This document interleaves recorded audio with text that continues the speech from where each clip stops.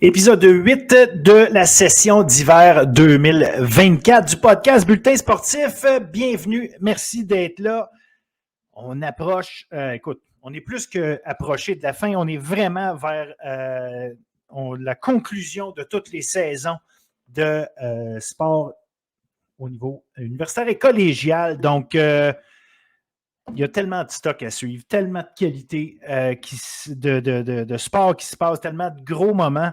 Et parlant de gros, grands et fantastiques moments qu'on a vécu, le Rouge et Or de l'Université Laval qui l'emporte en basket masculin sur la scène canadienne en tant qu'équipe hôtesse, une équipe qu'on n'avait pas vu venir du tout. Franchement, une surprise formidable, mais une performance extraordinaire. On en parle en long et en large aujourd'hui parce qu'on fait une analyse de tout le tournoi. Non seulement, évidemment, la victoire du Rouge et Or, mais la 3e place du Rouge et Or chez les femmes et le parcours également des citadins de l'UQAM dans le tournoi masculin. On fait tout ça avec Jason Bryant, Jean-Baptiste un peu plus tard. Et on a en entrevue de la semaine le joueur par excellence du championnat canadien, Ismaël Diouf. Donc, je vous invite à rester là. Écoutez ça, soyez avec nous. Franchement, ultra intéressant de parler de tout ça. Mais évidemment, on en parle tout à l'heure. Donc, on va entrer dans davantage en détail à ce moment-là. Je veux aussi assurément vous parler de ce qui s'est passé en fin de semaine au niveau de l'athlétisme universitaire, le Rouge et Or masculin qui finit 3e au niveau de la compétition par équipe. Mais il faut souligner notamment les médailles d'or d'Audrey Leduc aux 60 mètres, la grande Audrey Leduc qu'on va peut-être voir aux Jeux olympiques cet été. Parlant de grand, Jean-Simon Desgagnés termine lui aussi sa carrière universitaire avec une médaille d'or aux 3000 mètres, une médaille d'argent aux 1500 mètres, un autre potentiel olympique. Tous des gens du Rouge et Or. Une autre personne du Rouge et Or, Abdella Assar au lancer du poids et Catherine Beauchemin aux 3000 mètres. Donc, grosse performance de l'équipe très puissante, très reconnue du Rouge et Or. Mais si vous voulez tous les détails, j'ai écrit un article là-dessus cette semaine, un peu plus tôt, pour parler de toutes les grandes performances qu'on a eues. Fait qu'allez voir ça sur le site.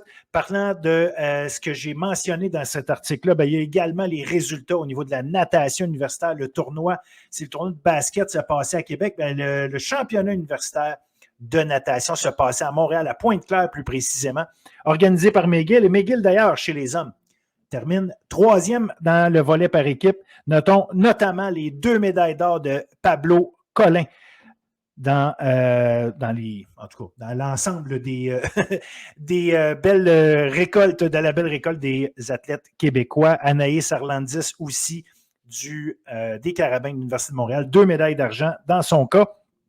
On a eu aussi les championnats canadiens de volleyball collégial. Les Nordiques de Lionel Groux chez les femmes terminent 3e, une belle médaille de bronze. Anna Dubuc-Ventura sur la première équipe d'étoiles. Jade Généreux, Sandrine Méthode trouvent une place sur la 2e quant à elle. Chez les hommes, les Titans de Limoilou, eux, s'inclinent en grande finale, donc une belle médaille d'argent. Thomas Bocardi, Zachary Morneau, première équipe d'étoiles. Christian Lafferty sur la 2e. Cette semaine, en fin de semaine prochaine, manquez pas ça. Les finales, les championnats canadiens, en fait, les finales. Il va y avoir les finales, oui, mais il va y avoir d'abord tout le tournoi des championnats canadiens en volleyball universitaire masculin et féminin. J'ai un article complet là-dessus chez les hommes. On a le Vert et Or de Sherbrooke qui est le grand favori. On a également le Rouge et Or de l'Université Laval qui va être sur place, qui va être représentant du Québec. Chez les femmes, ce sont les Carabins de l'Université de Montréal. On va suivre ça avec grande attention. Puis on a aussi, bien sûr, les championnats canadiens de hockey. Chez les femmes, les Stingers de Concordia sont les grandes favorites pour aller chercher le titre canadien. Chez les hommes, on a 2 équipes. Chez les femmes, on a 2 équipes parce qu'on a les Carabins aussi. Chez les hommes aussi, on a 2 équipes. Les Patriotes de l'UQTR qui sont là en tant que champions de l'Ontario et ceux qui ont fini 3e de la conférence ontarienne, les Redbirds de McGill qui seront là aussi et qui ne s'en vont pas là en touriste, je vous le garantis. Donc, on va toucher en fin de semaine. On a également du hockey collégial. Les éliminatoires commencent. On fait le tour de ça d'ailleurs avec Tristan Mack et Denzel Cariguet. Restez là.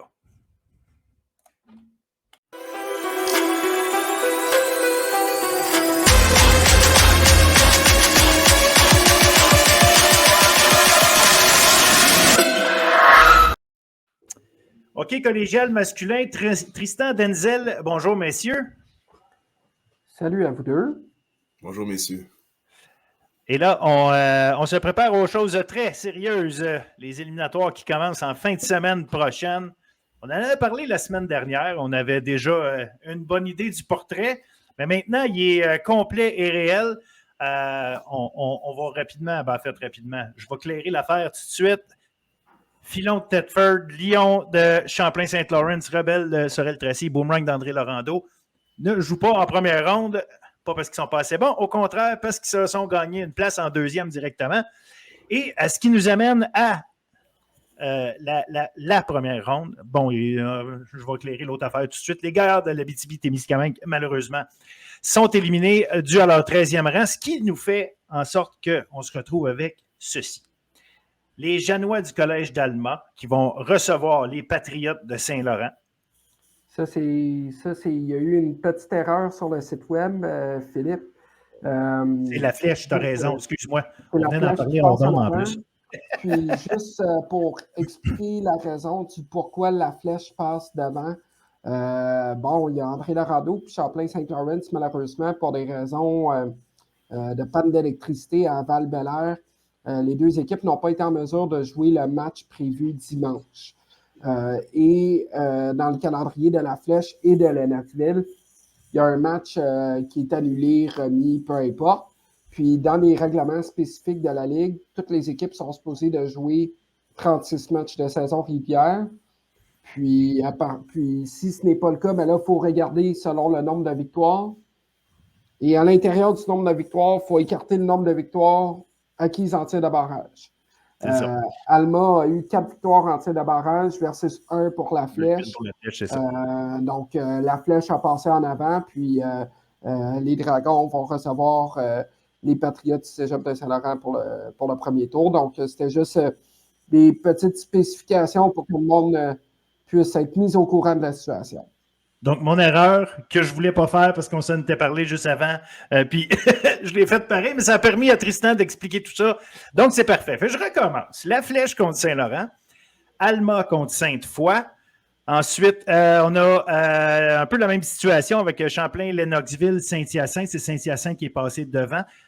Donc, Saint-Hyacinthe qui va se retrouver contre Colonel-Gros et Champlain, Lennoxville contre Outaouais. Tout est beau jusqu'à maintenant. Yes. Voilà. Donc, on se retrouve avec ces 4 séries-là. On va commencer avec la première. La Flèche contre Saint-Laurent. Très intéressant. Oui, Saint-Laurent a fini avant-dernier cette saison, mais on en a parlé à la fin de l'année. On a retrouvé une certaine capacité de production. Ça reste une équipe qui marque quand même beaucoup de buts. Je pense que en fait, si je ne me trompe pas, c'est la 5e qui a marqué le plus de buts cette année. Mais on se retrouve contre la Flèche, une équipe très stable, très rigoureuse.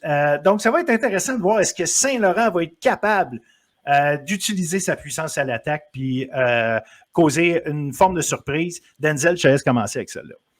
Je pense que ça va être un affrontement qui va être très intéressant à suivre, comme vous avez mentionné, les gars. Je pense que la Flèche, une défensive qui pourrait vraiment amener un jeu hermétique et rendre la vie difficile à l'offensive de Saint-Laurent.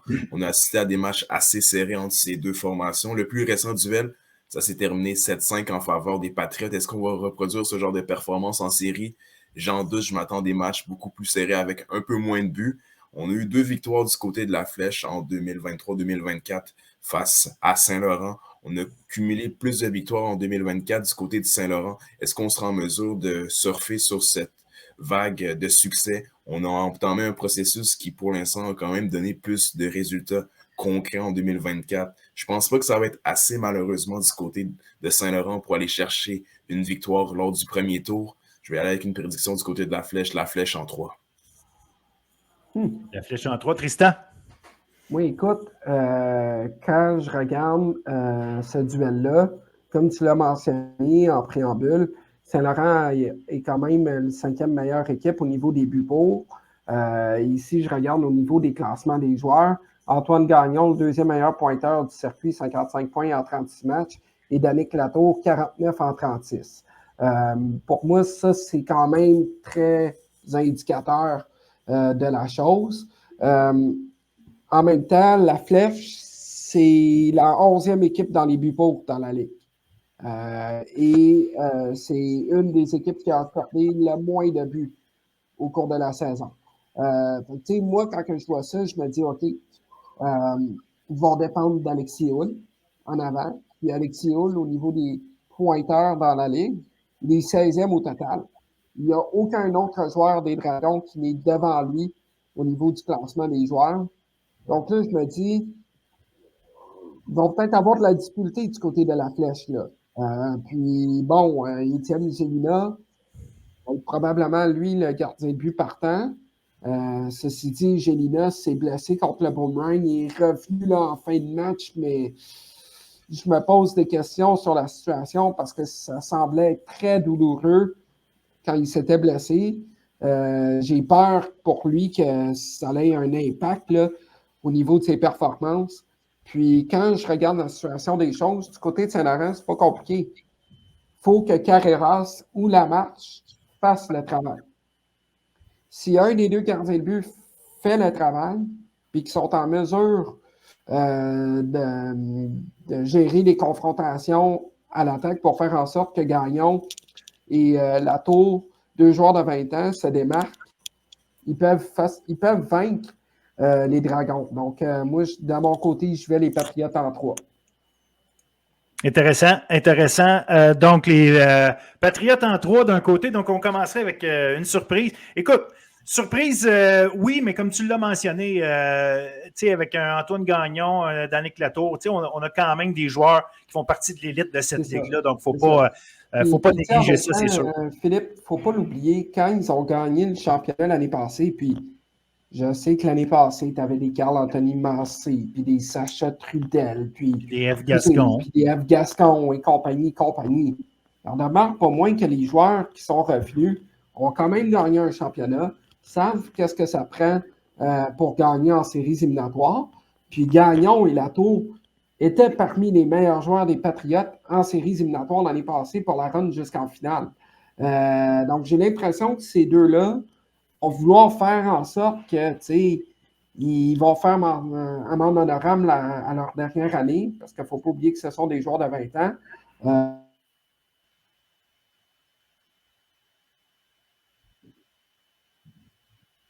Tristan, on te perd. Les séries, là. Ben, écoute, ça va être une série à suivre, assurément à regarder. Deuxième série, là, on a Alma et Sainte-Foy. Est-ce que Sainte-Foy, vous allez me dire, il faut jouer les matchs, donc tout le monde a une chance. Là, on va enlever cet aspect-là de l'équation. Quelle chance, en fait, vous donnez à Sainte-Foy d'aller chercher ça contre Alma? Sainte-Foy, ça a été difficile en fin de saison. Est-ce qu'on est capable d'arrêter la grosse glissade juste au bon moment puis se ressaisir? Tristan, comment tu vois ça? Moi, j'ai mes doutes sur Sainte-Foy. Je comprends qu'il y a quand même un Cloutier devant le filet qui peut faire la différence et tout ça. Mais quand je regarde le portrait, les séries, c'est une toute nouvelle saison. Hein, donc, ça se peut que Sainte-Foy sorte très, très fort, comme ça se peut que la glissade se poursuive. Moi, de mon côté, je vois les Janois continuer à avancer dans leur processus. Je vois des joueurs là, qui font la différence. Je pense notamment à Flajol, qui est parmi les meilleurs joueurs là, du côté d'Alma. Ils ont plus de profondeur devant le filet aussi, avec des gars comme Trottier, puis Frenette. Puis au niveau des meilleurs pointeurs, là, on parle quand même d'Olivier Talbot, 47 points en 36 matchs, 42 en 36 pour Flajol. Moi, de mon côté, je pense qu'Alma devrait gagner cette série-là en 2 matchs. Je ne vois pas où est-ce que Sainte-Foy aurait plus de profondeur pour offrir une grosse opposition à Alma cette année. Mais sait-on jamais? Les séries, c'est ça la beauté de la chose, c'est ça la magie du printemps des séries éliminatoires pour ne pas vouloir plugger la compagnie créole puis la PWHL. Là. C'est un vrai bal masqué, les séries éliminatoires. Là. Fait que, tu sais, là, on ne sait jamais, là. Exact. Denzel? De mon côté, je pense que Sainte-Foy va quand même être capable d'aller chercher un match. Je m'attends à ce que Cloutier soit en mesure d'au moins aller chercher une rencontre, d'en voler une, pourquoi pas, lors du premier match. Mais du côté de Sainte-Foy, on va avoir besoin de redynamiser notre attaque. On a eu beaucoup de difficultés à marquer des buts, puis on va avoir besoin de l'apport offensif de plusieurs. C'est sûr que du côté d'Allemand, on a beaucoup plus de profondeur. On a des joueurs qui ont quand même beaucoup d'expérience comparativement à Sainte-Foy. Je pense que c'est ça qui va faire la différence. Donc, moi aussi, je donne l'avantage aux Janois qui, même s'ils sont dans un cycle de reconstruction, je pense qu'ils vont être capables d'aller chercher une série lors de cette campagne pré-tonnière. Puis un duo de défenseurs, Larkin Maltais, là, qui est toujours, disons, qui amène autre chose. On parle souvent des producteurs de points en attaque, on parle des attaquants quand on veut amener cet aspect-là. Mais on a un superbe duo, puis je pourrais même dire un trio, là, à Alma, qui est de très bons défenseurs. Donc ça va être intéressant. Troisième série, Saint-Hyacinthe contre Lionel Groulx. Ça, moi, ça me titille parce que Lionel Groulx, pour moi, on a parlé tantôt de Saint-Laurent, qui est une équipe capable de marquer des buts. Lionel Groulx, on l'a dit toute l'année, capable de marquer des buts tout autant que Saint-Laurent. Donc, ça, c'est intéressant, mais aussi une équipe peut-être un peu moins de difficulté que Saint-Laurent au niveau de la défensive, mais ça reste que ça a été un problème toute l'année. Ça a été en dents de scie beaucoup, mais disons que s'ils sont sur une crête au lieu d'être dans une vallée de leur dents de scie, ça peut être intéressant parce qu'ils ont sincèrement beaucoup d'outils. De l'autre côté, tu as Saint-Hyacinthe, qui est une des deux seules équipes parmi toutes celles qui sont classées qui vont jouer en première ronde, qui ont un différentiel positif. Il y a deux équipes qui sont à +2, c'est La Flèche. L'autre, c'est Saint-Hyacinthe. C'est un +2, là, c'est pas +25, là, mais ça reste les équipes qui ont peut-être un peu plus de constance. Fait que ça va être intéressant de voir là, si, justement, Lionel Groulx va être capable 2 fois sur 3 au moins aller chercher justement assez de production offensive pour battre Saint-Hyacinthe. Denzel, comment vois-tu ça? On a joué des matchs très serrés durant le mois de février. On a pu compter sur le retour de Thériault qui va venir grandement aider l'offensive des Nordiques. On ne sait pas si Théoret sera de retour pour les séries éliminatoires. Ça va être une grosse perte pour la formation de Charles Dupéré, mais je m'attends à ce que les Nordiques soient en mission lors de ces séries éliminatoires. On a des joueurs qui en sont leurs dernières années. Je pense notamment à la paire à la défensive, le beau Chicoine. On connaît le trio en avant avec Brassard, Théoret et Thériault est devant le filet. Laplante qui lui aussi est à sa dernière saison. Donc, je m'attends à ce que les Nordiques soient en mesure de au moins compétitionner. Puis c'est l'occasion parfaite de faire en sorte que le groupe qu'on a formé lors de cette année, même si on n'a pas été en mesure d'aller chercher les résultats escomptés en saison régulière, bien qu'on maximise ces matchs-là face à Saint-Hyacinthe. Mais il ne faudra pas sous-estimer les lauréats. Selon moi, là, les lauréats, ça va être une formation qui pourrait surprendre. On a joué des matchs très, très compétitifs, des matchs serrés. Puis même si on ne marque pas beaucoup de buts défensivement, Esteban Gauthier est selon moi un des gardiens qui pourrait changer la donne dans peu importe les équipes dans le circuit. On est allé chercher une victoire importante face à l'Outaouais, 2-0. On a joué un match hermétique. On a pratiquement concédé très peu de chances de marquer. La défensive qui est très hermétique. Et à l'offensive, on peut quand même s'appuyer sur une diversité à l'offensive. Donc, je m'attends à ce que les lauréats aient l'avantage dans cette série. Mais il ne faudra pas sous-estimer là, les Nordiques qui, avec une offensive qui peut être explosive, on pourrait aller chercher un match, pourquoi pas deux. Moi, de mon côté, j'aime beaucoup la profondeur des lauréats. Quand je regarde l'équipe là, actuellement, on compte sur des Nathan Rhodes, des Olivier Beaupré, des Kevin-André Blanchette. Là, même les Cuevas Belle-Île peuvent quand même être des bons outils en séries éliminatoires. Moi, j'aime beaucoup la manière que cette équipe-là est construite. Puis, il ne faut pas l'oublier non plus les circonstances du début de la saison du côté des lauréats. Martin Russell qui quitte son poste d'entraîneur-chef en plein milieu du camp d'entraînement. Gabriel Doyon qui était l'adjoint, qui devient l'entraîneur-chef, qui fait tout un travail, soit dit en passant, là, du côté des lauréats, même que selon moi, Gabriel Doyon mérite d'être dans le top 3 des entraîneurs de l'année dans la Ligue, de par la manière qu'il a fait les choses. Il semble vraiment avoir une culture d'équipe du côté des lauréats du Cégep de Saint-Hyacinthe. Il n'y a pas de joueurs vedettes en nombre de points, mais tout le monde contribue. Quand j'ai vu des matchs des lauréats cette année, c'était ça qu'on voyait sur la glace. C'était une équipe qui travaillait fort, qui allait à la guerre, qui bataillait pour les rondelles et tout ça. Puis, vous aviez raison, des gars comme Esteban Gauthier, devant le filet, va vouloir faire la différence, va vouloir hanter les Nordiques du collège Lionel-Groux.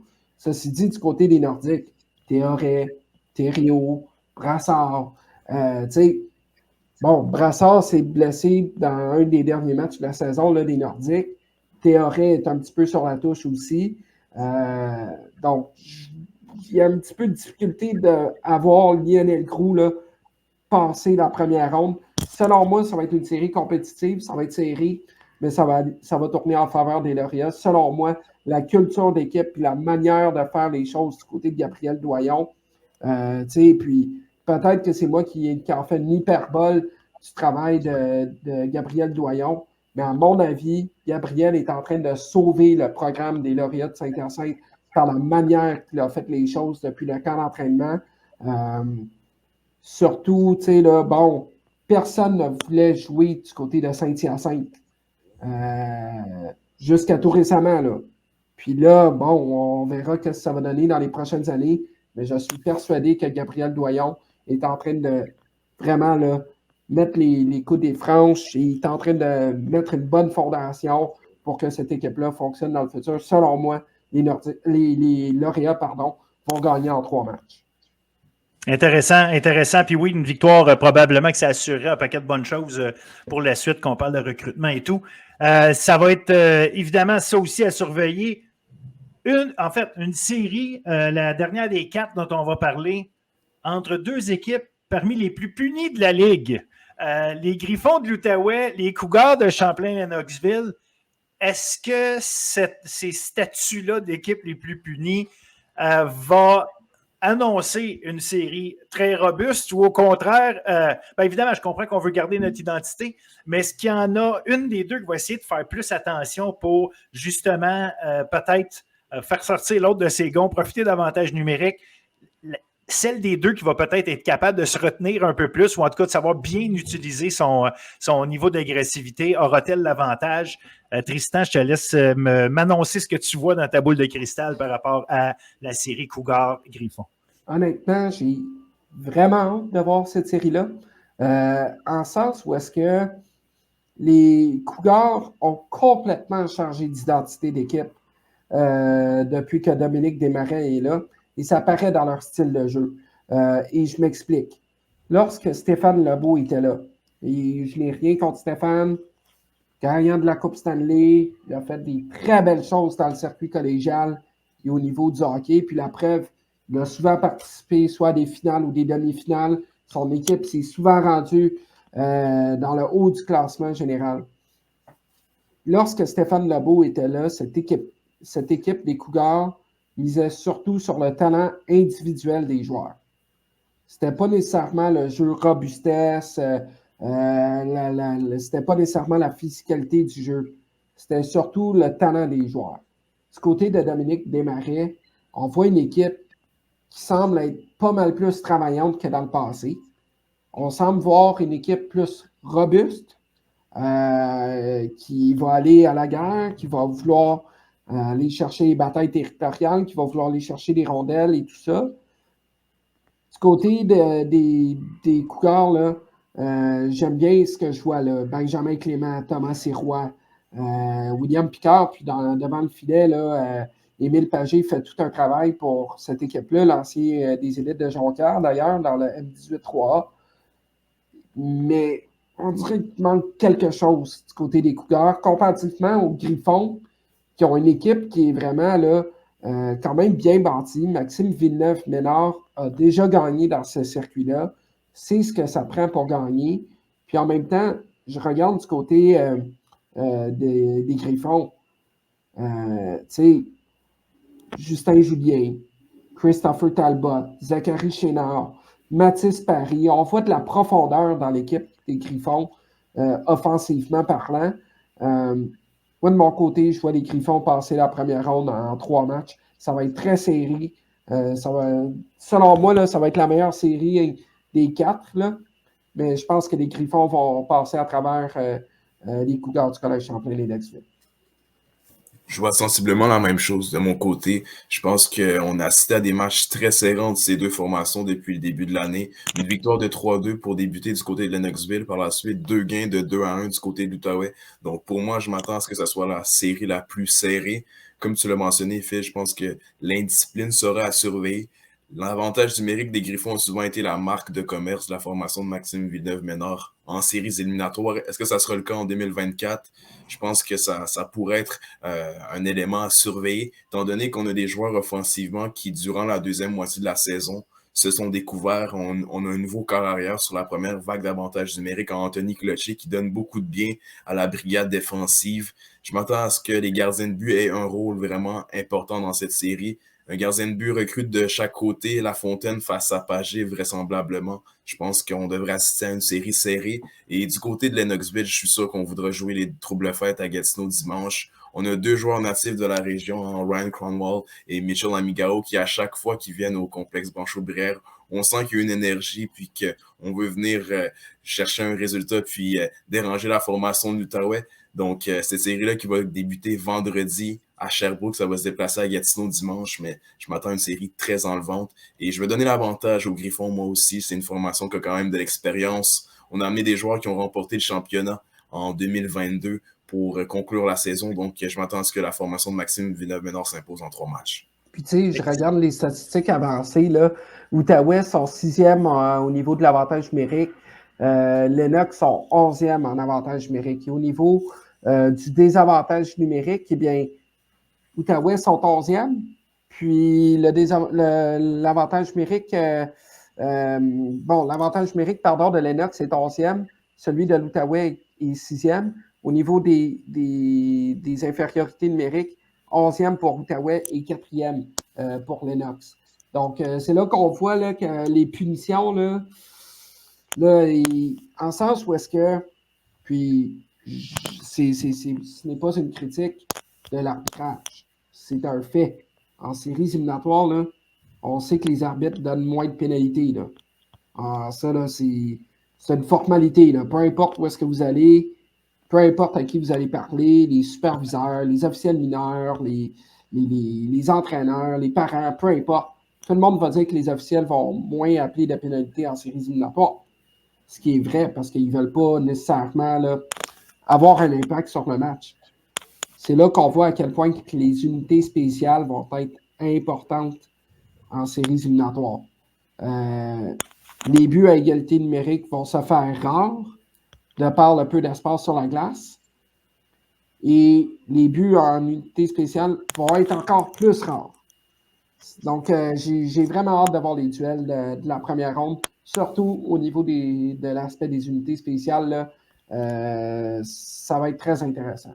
Non, bon point, effectivement. Comme tu dis, souvent, l'aspect de la robustesse, les équipes un peu plus robustes prennent l'avantage de cet avantage-là, du moins. Pas l'avantage nécessairement définitif, mais c'est un avantage qu'ils réussissent à aller chercher. C'est pas pour rien qu'on dit souvent qu'une des équipes bâties pour les séries, c'est les équipes plus lourdes, plus costaudes. Donc, en tout cas, ça va être à voir. Ça commence tout ça jeudi soir à la Flèche Saint-Laurent qui sera à Trois-Rivières au Colisée Jean-Guy Talbot. Vendredi, ensuite, les 3 autres séries qui vont débuter vendredi soir. Pas de match samedi. Les deuxièmes matchs vont se jouer dimanche. On surveille tout ça. On sera de retour la semaine prochaine. Ensemble, on va analyser tout ce qui s'est passé et voir si, justement, on a eu une surprise ou deux et peut-être que des équipes de tête vont être bien contentes de voir contre qui elles vont se retrouver. Il y a toujours des surprises. Est-ce que ça va être en première ronde? Qui ça va être, là? C'est la beauté de l'affaire. On ne le sait pas, il faut voir les matchs. Tu sais, encore là, les équipes de tête vont avoir une semaine de plus pour soigner les bobos, pour aller à l'entraînement et tout ça.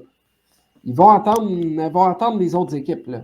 En même temps, il ne faudra pas qu'André Laurando, Tedford, Sorel, puis Champlain-Saint-Laurent se mettent à prendre pour acquis que on joue contre des équipes de milieu de peloton, bas de classement. Ça va être une formalité. Là. Non, c'est une toute nouvelle saison.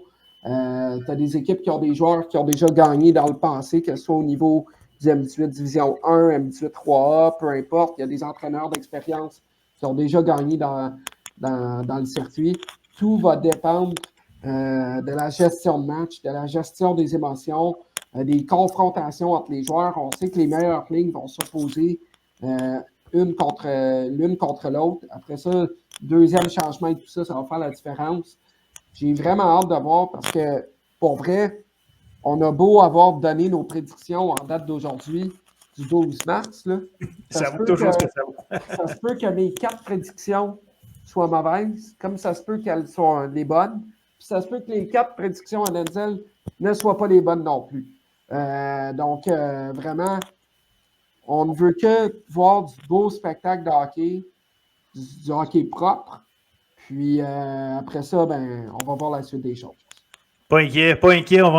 Ben, propre, ça reste à voir, mais de l'intensité, ça, on va en avoir, c'est sûr. Ben, propre, je comprends, dans le sens où est-ce que, tu sais, pas de mise en échec par derrière. Non, absolument, c'est exact. Là, on le souhaite tous. Là, ce que pas je de dis, Matt Rampey, là. Ça, c'est le bout qu'on souhaite, mais qu'on peut moins garantir. L'intensité, par contre, je suis prêt à mettre ma main au feu qu'elle va être là. Donc, si vous avez la chance d'aller sur place, de vous taper un match de hockey collégial jeudi ou vendredi soir là, pour commencer votre fin de semaine, n'hésitez pas une seconde, ça vaut assurément la peine. Messieurs, je vous remercie. On se reparle la semaine prochaine avec, espérons-le, un paquet de bonnes histoires à raconter.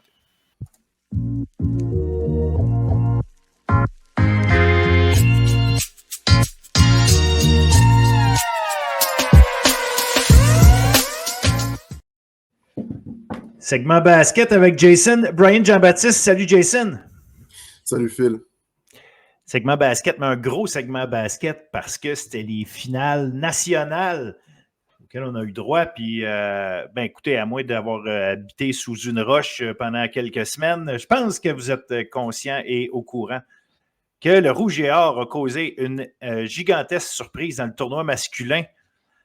En étant équipe hôtesse, en étant équipe qui avait joué pour moins de 500 pendant la saison, éliminé en première ronde au Québec, ils s'en vont quand même gagner ce tournoi-là. Ils sont champions canadiens malgré tout. Jason, gros tournoi, comment tu as vu ça? Raconte-nous globalement comment tu as vu ça, mais on parlera après ça match après match, parce qu'on avait aussi l'UQAM qui était sur place. Félicitations au Rouge et Or. Très content que ce programme-là, de où ils sont partis en début de saison à aujourd'hui se rendre champions nationaux, c'est quelque chose d'incroyable. Très content pour les joueurs, pour l'équipe, le coaching staff, l'organisation. Une excellente performance qui va rester, je pense, dans la mémoire du basketball canadien en général. Je sais que j'avais vu quelques commentaires sur des vidéos YouTube qui disaient « Ah, ils ne méritaient pas leur place, 6 et 10. » Bon, déjà, non, c'est pas comme ça que ça marche. Ils ont été l'équipe hôtesse, ils ont eu le droit de rejoindre le tournoi. Et la réalité, c'est que si leur bilan victoire-défaite était représentatif de l'équipe qu'ils ont montré, en fait, l'équipe qui sont réellement, ben, ils se seraient fait battre au premier tour face à Victoria, puis c'est pas ça qui est arrivé. Ils ont joué avec une fin. Pour moi, c'est ça le gros ressenti. Ils étaient à la maison, ils avaient le support de leurs partisans, mais pour moi, c'était quelque chose de plus. C'était une agressivité sur toutes les possessions de chaque match.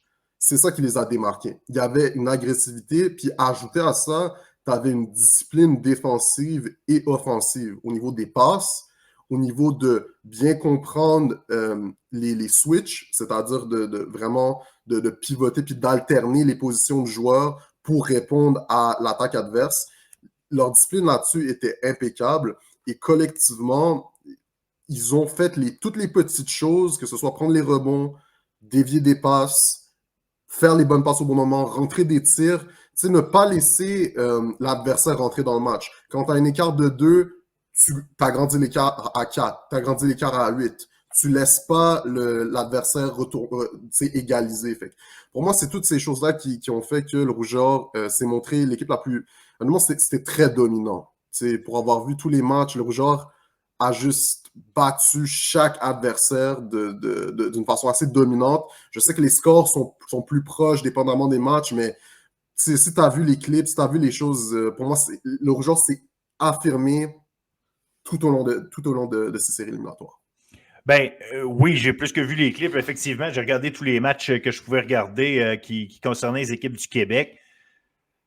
Laval est arrivé là était probablement très sous-estimé justement du fait de son classement pendant l'année, de son record, son 6-10, là, sa fiche. Et puis, je reste convaincu, puis on s'en était parlé la semaine passée, avant le tournoi, que c'était une équipe meilleure que ce qu'elle a montré au niveau de ses victoires-défaites. 4 fois pendant la saison, ils ont perdu des matchs par 3 points ou moins. Vous allez dire, il faut les gagner, ces matchs-là. Il y a des matchs serrés, il faut apprendre à les gagner. Vrai. Mais c'est des matchs qui peuvent aller d'un bord ou de l'autre. Puis des fois, ça ne prend pas grand-chose. Il aurait pu être 8-8, 10-6 s'ils gagnent tous ces matchs-là. Tout ça pour dire qu'à la fin, est-ce que dire c'est pas une équipe qui joue pour 500? Je comprends. Ça, c'est un élément. Je trouve qu'il y avait un beau mélange de vétérans, de jeunes. Nathan Grant l'a expliqué à la fin. Pendant la saison, on a travaillé avec des recrues pour les faire monter. Puis ça a fait en sorte qu'on avait des bons joueurs capables de créer une belle rotation dans l'équipe. Dans les matchs, on avait des forces fraîches qui permettaient d'être agressifs, comme tu l'as mentionné, tout le long des matchs. Puis, veut pas, on a exécuté. Tu sais, Ismaël Diouf, pendant l'année, c'est un bon joueur de basket. Là, c'est pas un gars qui sort de nulle part. Mais est-ce que pendant la saison, nous a montré que c'était le gars le plus dominant du basket canadien? Non. Non, pas du tout. Sa constance n'était pas nécessairement là. Sauf qu'Ismaël Diouf, dans ces 3 matchs-là, il a donné l'impression qu'il était le meilleur joueur au Canada. Lui et Steve Joseph, ensemble, ça a été formidable. Harris Elizovic, égal à lui-même, une machine sous les paniers. Puis quand un gars qui était MVP au Québec la saison passée, Sidney Tremblay-Lacombe, passe pour un joueur ordinaire, façon de parler, puis c'est pas un manque de respect, mais c'est dans le sens qu'il passe presque sous le radar. Tu dis, OK, j'ai une équipe complète ici. Là.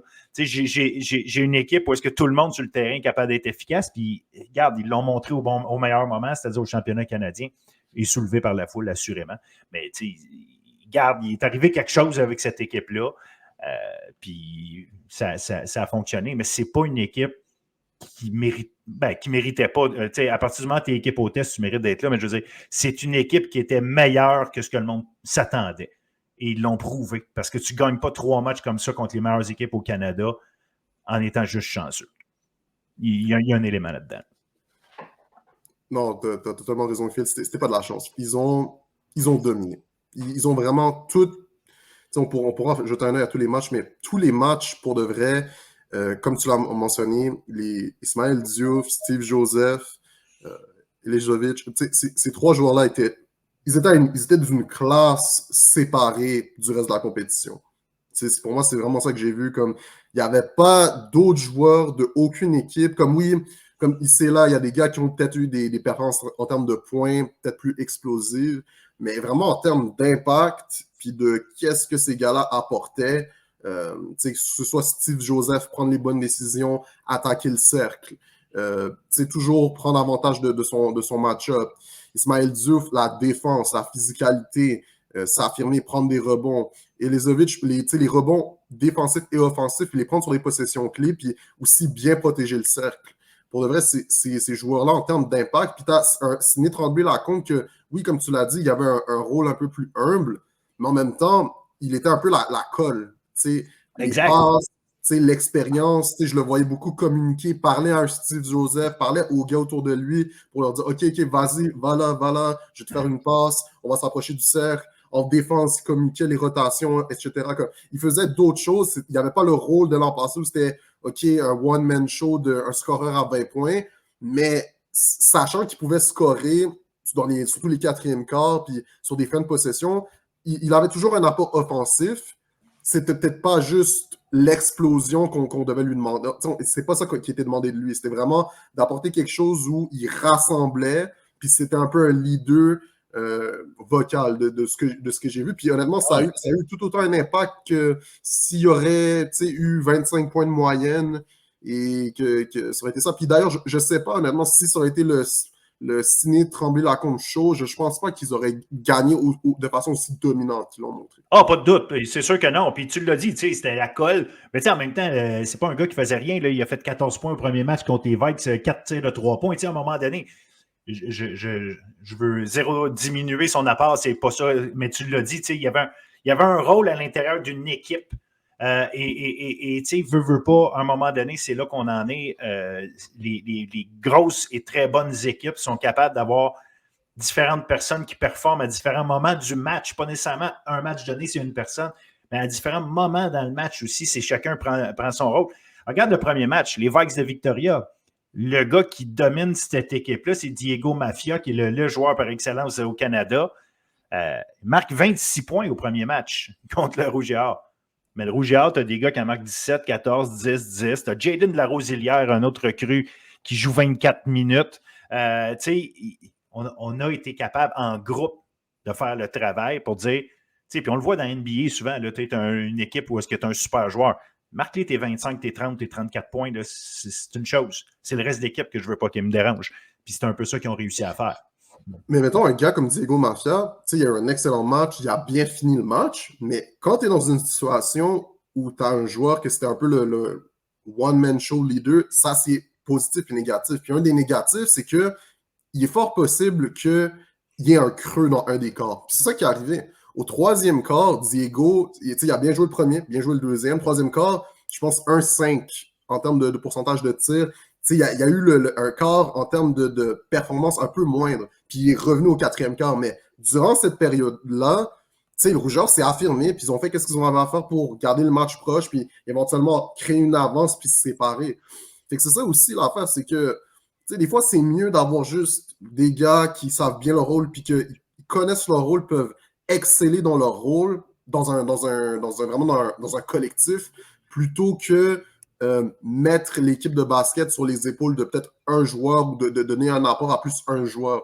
Parce que ça c'est pour et c'est contre, ça dépend de ton style de jeu, ça dépend de l'équipe que tu as autour de toi, mais là, c'est ça qu'on a vu face à Victoria. Le Rougeur a juste pris cette opportunité-là, ils ont bloqué les autres joueurs, puis Diego Mafia, au bout d'un moment, c'est une personne. Il ne peut pas sauver la vie d'une équipe, puis le Rougeur, collectivement, c'est ça aussi, ils ont été plus constants sur toutes les quarts quand tu compares leurs adversaires. Il n'y avait pas nécessairement de gros creux. Il y avait peut-être des quarts où leurs adversaires marquaient plus de points qu'eux, peut-être au début. Je pense, mettons, à Dalhousie, que des fois, il y a eu genre des séquences où ils prenaient une avance. Mais honnêtement, la constance puis le travail d'équipe comblait ça. Puis au final, c'est ça qui prenait le dessus pour être capable de dominer les fins de match. Puis ce travail-là, j'ai l'impression, c'est une impression, là, je ne suis pas assez qu'est-ce qui se passe un peu partout pendant la saison régulière, mais tu sais, exemple, les équipes ontariennes qui sont reconnues comme étant les puissances. Oui, les Vikes, c'était numéro 1, mais Ottawa, c'est une grosse équipe qui a eu une super saison. Oui, en éliminatoire, c'était plus difficile. Fait qu'ils étaient classés 6. Queens était vraiment une solide formation. Il y a du bon basket qui se joue là-bas, mais est-ce que le style du Rouge et Or, comme tu l'as mentionné en début d'intervention, c'est cette agressivité-là, cette présence au centre du terrain avec Diouf et Elezovic constamment, est-ce que c'est un style de jeu justement qui a pu déranger, mettre beaucoup de pression, puis ultimement, c'est dérangeant pour une équipe, puis mentalement, ça devient... Tu fais pas juste montrer la pression du moment, mais c'est que là, à un moment donné, pendant le match, tu sens que tu es en train d'échapper peut-être ton match. La pression embarque, le stress embarque. Tu n'arrives pas à faire tout ce que tu veux de manière constante. Tu n'arrives pas à te détacher, comme tu dis, du Rouge et Or, parce que cette équipe-là t'empêche de faire ce que tu es habitué de faire. Puis je ne sais pas si c'est une question de style de jeu, mais on les a vus là, justement contre Dalhousie. Je sais que ce n'est pas une équipe d'Ontario, mais contre Dalhousie, on a vu Dalhousie, une équipe qui par moment... semblait perdu à un moment donné. Queens avait, je l'ai dit, en finale, c'est une équipe qui est très, très, très efficace. Puis à un moment donné, on les sentait être incapables de se rendre et aller marquer. Veut pas, ça crée une pression et une frustration pour l'équipe. Mais je pense dans le cas de Dalhousie, le problème aussi, c'est que je pense que c'est des... Genre, mettons, Dalhousie, je pense qu'ils sont 3 appuyés sur le 3 points. Ils ont pris 34 tirs aux 3 points. Et quand t'as pas... Parce qu'en série éliminatoire, le basket, c'est un sport extrêmement physique. C'est un sport où la dominance physique que tu peux exercer sur un côté, que ce soit en attaque puis en défense, parce que les joueurs jouent les deux, ça peut avoir un gros impact parce que tu peux vraiment forcer un gars, par exemple, à extrêmement mal jouer en attaque si tu l'exploites en défense, puis vice-versa. Puis pour moi, c'est ça qui est arrivé. Puis Dalhousie, ils n'ont juste pas été capables de, quand ils ont perdu l'adresse au tir, ils n'ont pas été capables de, au niveau de leur exécution puis leur discipline, rencontrer le Rouge et Or. Puis tu le vois juste par les rebonds. Le Rouge et Or a dominé la guerre des rebonds dans ce match-là. Pour vrai, c'était fou. Pour moi, j'ai trouvé ça vraiment impressionnant. Tu sais. Rouge et Or, ils ont terminé avec 41 rebonds, Dalhousie 26. C'est ça. Non, là, comme tu peux pas autant te laisser dominer comme ça, comme puis, écoute, je trouve que ils ont montré des belles choses, cette équipe-là, mais à partir du moment où tu perds la guerre des rebonds à un si gros écart que ça, tu vas pas gagner ce match-là. Non, puis tu l'as dit au niveau des rebonds, mais c'est les rebonds offensifs, la grosse différence. C'est 11-3 en faveur de Laval, tu sais. Encore une fois, qui a fait la job? Elizovic Diouf. Fait qu'il y a un élément dans tout ça, effectivement, où est-ce que tu crées une constance, où est-ce que tu as souvent le ballon à cause de ça. Tu sais, même si le Rouge et Or, des fois, ne marquait pas sur des séquences où ils réussissaient à allonger leur séquence parce qu'ils allaient chercher des rebonds offensifs, malgré tout, tu contrôles ton ballon, tu contrôles le jeu. Il y a un élément de frustration, il y a un élément où l'autre équipe, à un moment donné, se sent comme si elle devait se dépêcher à faire ses jeux, dépêcher à tirer. Tu l'as dit, quand ta marque de commerce, c'est tirer aux 3 points, puis ça ne se met à pas rentrer, ben là, plus tu en rates, plus tu penses qu'il faut que tu en essaies pour te rattraper, puis ça cause un problème aussi. C'est ça aussi, la fois aussi. L'autre aspect offensif que le joueur s'est démarqué, c'est l'efficacité au lancer franc. Puis justement, ça, c'est un autre élément. Au niveau des rebonds défensifs et offensifs, tu vois la physicalité. Au niveau de l'attaque, attaquer le cercle comme ils ont attaqué le cercle, puis aller chercher des lancers francs en série éliminatoire, ça fait toute la différence parce que tu ne peux pas t'appuyer sur un tir. Tu ne peux pas t'appuyer sur juste de l'adresse parce que la réalité, à ce niveau-là, l'adresse, ça va et vient. Puis il faut que tu sois capable justement de t'affirmer au niveau physique pour chercher la confiance, être capable d'obtenir une certaine constance, rentrer dans le match, puis après ça, tu peux capitaliser sur tes opportunités ici et là sur la ligne des 3 points. Mais pour moi je ne crois pas en l'idée de tu viens dans un match de série éliminatoire, puis le plan, c'est OK, on va tirer le plus de 3 points. Pour moi, c'est pas cohérent. Ça dépend de ta philosophie. Moi, je pense qu'il faut que tu viennes dans l'idée de OK, on va s'affirmer physiquement, on va chercher les rebonds, on va faire les choses faciles, qui est de rentrer des lay-ups, chercher les opportunités sur la ligne des lancers francs.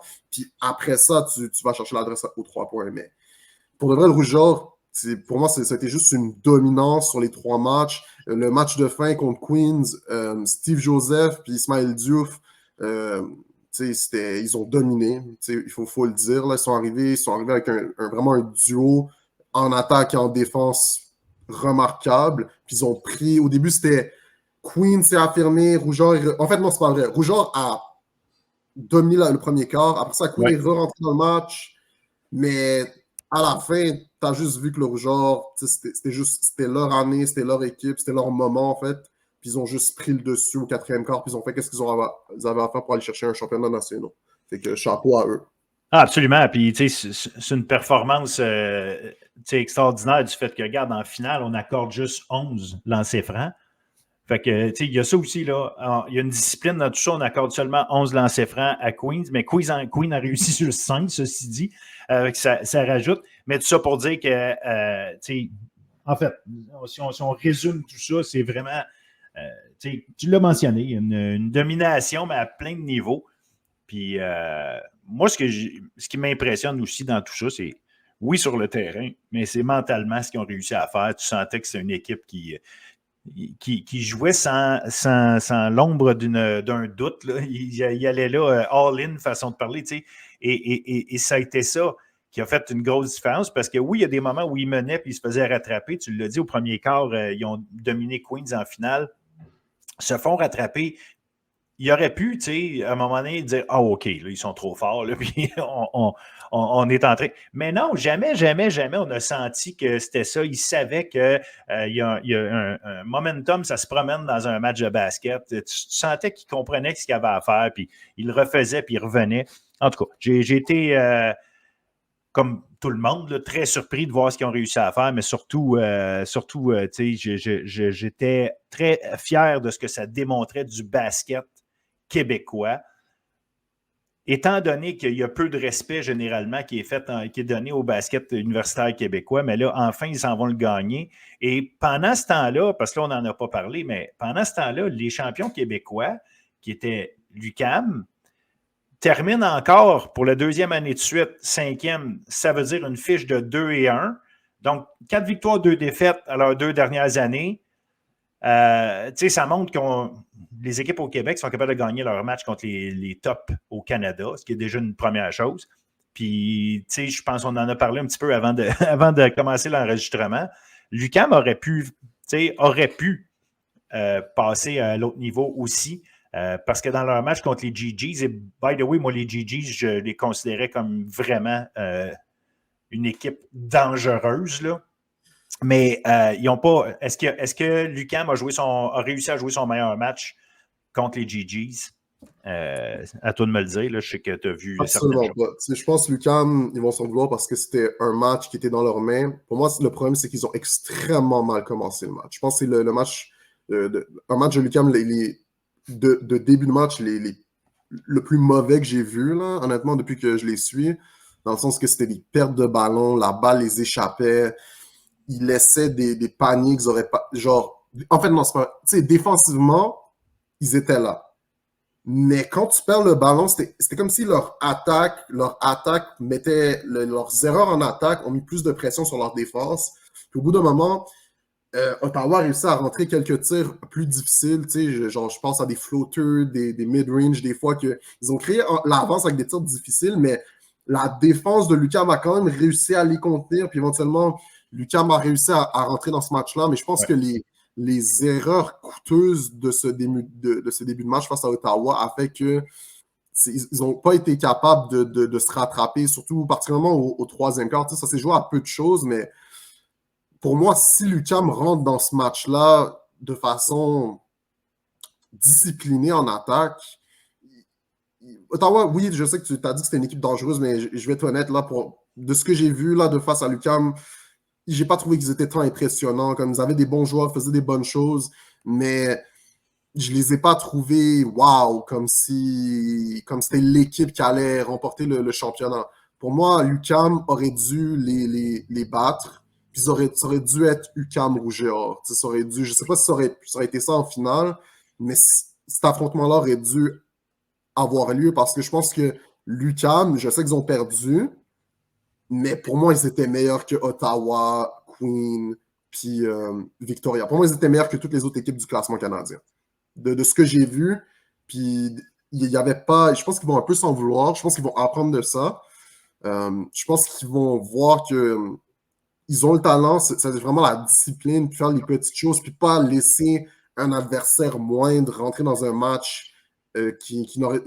Ottawa n'aurait jamais dû rentrer dans ce match-là. l'UQAM aurait juste dû dominer offensivement. C'était beaucoup de tirs manqués, des choses comme ça. l'UQAM aurait dû rentrer et dominer dans ce tournoi-là puis affronter Laval pour de vrai. Pour moi, je trouve ça un peu dommage. Je trouve que, en tout cas, quand tu regardes dans ton analyse de la partie, c'est ça. Mais l'autre chose, c'est la fin du troisième quart, le début du quatrième. C'était 48-48, je pense, à un moment donné, dans la partie, là, à la fin du troisième quart. Puis, Ottawa se met à décoller, puis ça monte 59-48. Il a beau rester 8 minutes là, quand tu es 11 points en retard. Ce segment-là a tué l'UQAM. Puis, vraiment, tu parlais de tir raté, de situation. Ça a été là. Ça a été là, puis ça a tué l'équipe.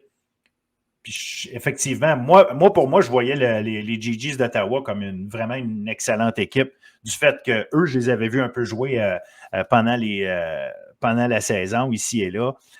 Sur papier, c'est une excellente équipe. Brock Newton, notamment, qui est tout un joueur. Là, mais Brock Newton, on l'a vu là, dans le match contre l'UQAM. Je pense que c'était assez clair que c'était leur meilleur joueur. Là. Mais au-delà de ça, dans la partie contre les GGs, l'UQAM a échappé ce segment du match. C'était un moment trop important pour être capable de le rattraper. Tu l'as dit au début du match, Ottawa a pris les devants, mais l'UQAM est revenu. L'UQAM avait la chance là, de reprendre un momentum puis de se placer. T'sais. Ils ont réussi à le faire, mais jamais assez pour se détacher des GGs. Les GGs ont. Puis ça, ben, regarde. À la fin, ils ont perdu ça, ils se sont ramassés en ronde de consolation. Puis, regarde, ils ont battu les deux équipes qui étaient devant eux. Et la deuxième équipe qui était devant eux, c'était qui en finale de consolation? Les Vikes de Victoria. Les deux équipes du Québec ont battu l'équipe numéro 1 au Canada. C'est quelque chose. Puis, je reviens sur l'idée que ça démontre certaines affaires sur la qualité du basket au Québec. Si Concordia a Sami Jahan en finale pour jouer contre l'UQAM, on ne le saura jamais. Là. On ne veut pas aller avec des si juste pour dire des si, mais ça fait partie du fun de l'affaire dans jaser. Si Sami Jahan est là, il y a des bonnes chances que ce soit Concordia qui soit là à la place de l'UQAM.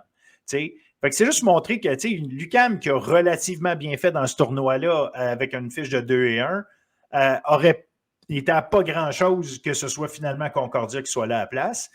C'est Laval qui est 4e dans la Ligue. Rappelons-nous qu'il y a Bishops dans tout ça aussi au Québec. Fait que moi, c'est 4 équipes de très, très, très bon niveau. Puis finalement, c'est la 4e des 4 qui gagne le championnat canadien. Fait qu'il y a quelque chose en tout cas, qui me parle sur la qualité du basket universitaire chez nous. En tout cas, c'est une belle période pour ça. Laval a peut-être allumé bien du monde sur la qualité du basket qui joue ici. Des fois, ça ne prend pas grand-chose. Une victoire ici et là, on ne t'a pas grand-chose. Hein? Tu perds en première ronde versus tu gagnes en première ronde, ce que ça peut changer et comment ça peut te placer au classement. Mais c'est un peu ça. Regarde, l'UQAM, on en parle à peine. Mais en réalité, ils ont pas mal fait dans ce tournoi-là. Non, mais je pense que, comme tu l'as dit, je pense que en vue de l'an prochain, l'UQAM, Concordia, Bishops, ils vont regarder ça et ils vont se dire, écoutez, genre, les coachs vont parler, ils vont voir, OK, il n'y a aucune raison pourquoi l'an prochain, on ne peut pas se mettre dans cette même position-là puis aller chercher un championnat canadien. Parce que quand tu regardes la compétition, genre Victoria, je sais, l'équipe numéro 1, c'était pas l'équipe numéro 1. Genre, non, comme c'était pas, comme oui, en classement, mais comment ils ont joué, non. Comme pour moi, c'était pas une équipe dangereuse, c'était une équipe qui faisait des bonnes choses ici et là, mais globalement, Rougeur s'est affirmé sur eux, l'UQAM s'est affirmé sur eux. Pour moi, c'est juste une question de peut-être récolter des victoires dans leur conférence puis faire qu'est-ce qu'ils ont à faire. Ils ont peut-être une très bonne saison régulière, je ne les ai pas suivis, mais rendu en série éliminatoire, quand la pression était là, quand c'était rendu de rentrer des gros tirs, jouer de la grosse défense, être agressif, cette équipe-là n'était pas de la même classe que le Rouge et Or ou de l'UQAM. Après ça, Ottawa, c'était une équipe très bonne. Il faut leur donner, ils ont mieux exécuté que l'UQAM. Mais après, eux aussi, j'ai pas trouvé qu'il y avait un écart exceptionnel entre Ottawa puis l'UQAM, Rouge-Or, etc. Je pense pas que ce sont tant démarqués que ça. Puis Dalhousie, ben, c'est encore une fois une très bonne équipe. Je pense qu'ils sont rentrés un peu trop dans l'adresse aux 3 points. La chose que je peux leur donner à Dalhousie, physiquement, ils sont vraiment allés chercher, je pense, 51 rebonds. Il y avait quelque chose dans cette équipe-là qui était intéressant. Mais encore une fois, c'est pas une équipe que j'ai vue, puis j'étais comme, oh my god, c'est comment une grosse équipe qui va dominer ce tournoi-là.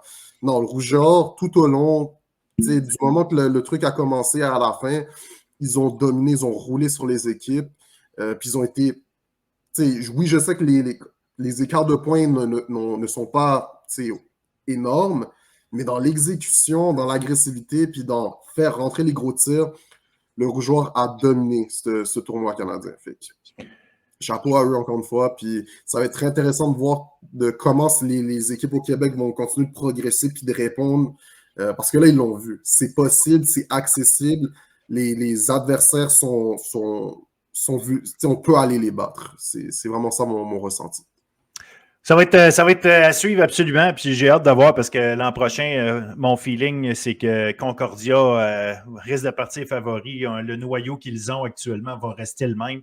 Donc, pas trop de changement de ce côté-là. En tout cas, on verra rendu là, puis on aura l'occasion d'analyser puis de regarder tout ça. Mais tu l'as dit, je pense que ça vient surtout allumer tout le monde au Québec en disant c'est possible, donc aucun sentiment d'infériorité. Je veux qu'on finisse ensemble, Jason, évidemment, en parlant du parcours au niveau féminin du Rouge et Or aussi. L'équipe du Rouge et Or qui est quand même allée chercher une médaille de bronze. Du bon travail pour elle quand même. un gros premier match. Ils avaient un gros premier match à jouer contre Alberta. Et je dis gros du fait surtout qu'elles affrontaient l'équipe locale. On l'a vu dans ce match-là. Si à Laval, l'hostilité, ou en tout cas la partisanerie était très élevée, évidemment, pour le Rouge et Or, ça criait fort. On peut dire que c'était un peu la même affaire en Alberta contre le Rouge et Or pour ce premier match-là.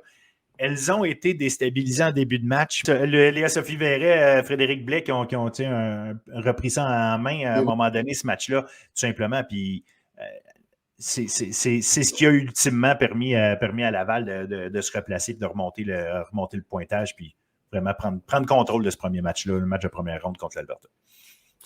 Ouais, 100%. Je pense que ce qui les a aidés, c'est au niveau de l'adresse au tir, peut-être que c'était peut-être pas là au début, mais après ça, ils sont entrés dans ce match-là avec beaucoup d'agressivité au cercle. Ils ont rentré leur lancer franc, puis éventuellement, Alberta, offensivement, ils n'ont pas réussi à rentrer dans ce match-là plus que ça.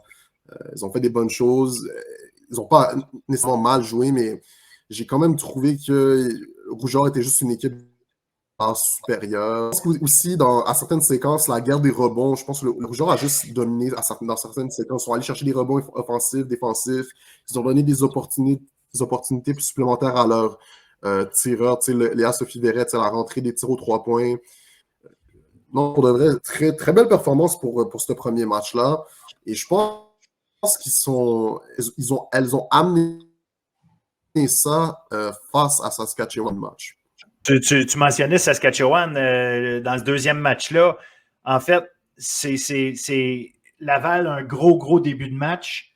Saskatchewan rattrape, puis Saskatchewan, en réalité, c'est son deuxième quart là, qui l'a vraiment replacé. Après ça, on peut dire que la deuxième demi était relativement serrée, mais un petit avantage sur le temps. Puis Saskatchewan a gardé ça, était en mesure de garder son rythme, puis empêcher Laval de se replacer, puis aller chercher le match. Peut-être justement l'avantage physique à quelque part de Saskatchewan là, qui est venu faire cette différence-là. 100%, c'était une équipe grande, Saskatchewan, j'ai trouvé. Les filles étaient grandes. J'ai trouvé qu'ils ont bien protégé le cercle après le début du Rouge et Or. Ils n'ont pas laissé beaucoup d'opportunités pour des lancers francs. Puis à l'inverse, ils ont rentré des 3 points. Globalement, au niveau des tirs, c'était vraiment un match défensif. Puis pour moi, ce qui a fait la différence, c'est vraiment plus la fin de match. En fait, c'est la fin de match, le 4e quart, puis le 2e quart, où Saskatchewan a vraiment repris le dessus, repris le contrôle du match, puis ils ont créé une distance. Puis à partir de là, ils ont juste bien géré le match de façon à ce qu'ils maintiennent un écart pour remporter ce match-là. Et finalement, gros match pour la 3e place, par contre, puis une domination. Elle aussi jouait contre Queens. comme les gars en finale, elle, pour la 3e place, jouait contre Queens. Dans ce match-là, j'ai eu l'impression que Laval était seul sur le terrain. Ça a été du début à la fin. Une domination. Premier quart assez partagé, mais Laval au 2e quart, juste le 2e quart à lui seul, 23-7. Puis à partir de là, ça a été. On jouait aller-retour, là, ça marchait, mais la réalité, c'est que Laval avait pris les devants par trop, puis elles ont juste su faire le travail. Encore une fois, Verret excellente, Blais excellente, 25-16 points chacune. Ça a été juste du très beau basket de leur part. Puis, Léa Sophie Verret a été la joueuse par excellence au Québec cette année. Elle a vraiment démontré pourquoi. Quand elle prenait contrôle des matchs, je voyais que c'était la meilleure joueuse sur le terrain chaque fois. 100%, je pense que pour la suite des choses, ils ont une saison. C'est sûr que on avait un peu parlé, on a parlé de la compétition au niveau de la conférence cette année du côté masculin. Cette année du côté féminin, pas pour diminuer, mais c'est sûr qu'il y a un peu. C'était moindre, on va dire ça comme ça. Ouais. Pour moi, je pense qu'en vue de l'an prochain, la question, ça va être du Rouge et Or de continuer de progresser, malgré. Je pense qu'ils vont avoir une excellente saison l'an prochain aussi, mais de ne pas de vraiment rester dans leur bulle, puis je pense qu'ils le font déjà. Vraiment rester dans leur bulle, puis de se concentrer sur leur standard de performance afin de continuer d'améliorer des petites choses en vue de monter à vraiment aller chercher un championnat canadien. Parce que pour moi, cette équipe-là a les atouts, a le coaching, ont les joueuses, une Léa Sophie Verret qui est vraiment une bonne leader pour cette équipe-là. Fait que ça va être de continuer de progresser puis de vraiment à leur standard à eux pour continuer de se démarquer dans la compétition. Ben, tu l'as mentionné, effectivement, il y avait un élément de compétition à l'intérieur du Québec. D'ailleurs, on se posait la question la semaine passée, est-ce que si ça devient dur d'évaluer une équipe qui a une saison parfaite, est-ce que rendu au championnat canadien, c'est parce que la compétition n'était pas là? Mais malgré tout, ils ont vraiment montré que non, leur saison parfaite, finalement, est devenue imparfaite parce qu'elles ont perdu en demi-finale, mais ça aura été leur seule défaite de toute la saison. Ils finissent 3e au Canada. Franchement, on peut leur lever notre chapeau. Là. Ça a été du travail bien fait de A à Z. Donc, ultimement, le Rouge et Or, c'est plus juste une équipe de rugby, de soccer, de football. C'est aussi une école de basket cette année parce que 1er et 3e au Canada, pas grand monde qui ferait, qui a réussi à faire la même chose. Donc, voilà un gros chapeau pour le programme du Rouge et Or qui démontre encore une fois que globalement, c'est une université qui sait créer des organisations et des programmes gagnants et des programmes de haut niveau dans tellement de domaines. Puis je ne parle même pas d'athlétisme, d'autres choses de natation. Il y a des gagnants à tellement de places dans tellement de sports chez le Rouge et Or. Donc, un gros chapeau à cette organisation-là. Puis un chapeau aussi à l'organisation du tournoi du championnat canadien masculin. Julie Dionne et son équipe à l'Université Laval qui a organisé quelque chose de champion puis qui démontre à chaque fois, juste regarder un match, à quel point leurs installations, leur court central pour jouer des matchs, les estrades, l'amphithéâtre qu'ils ont, c'est juste magnifique. On souhaiterait tellement avoir ça un peu partout au Québec. Ouais, pour eux, ils ont montré qu'en tant qu'organisation, leur culture, comme tu l'as dit, c'est quelque chose de vraiment respectable. Puis, en vue, c'est vraiment intéressant de les suivre. Puis de voir, du côté masculin, comme il y avait beaucoup de jeunes joueurs qui ont très bien performé. Fait ça a coupé. Pas grave, recommence. je disais que pour moi, c'est vraiment quelque chose de très beau pour les deux programmes de basket du Rouge et Or.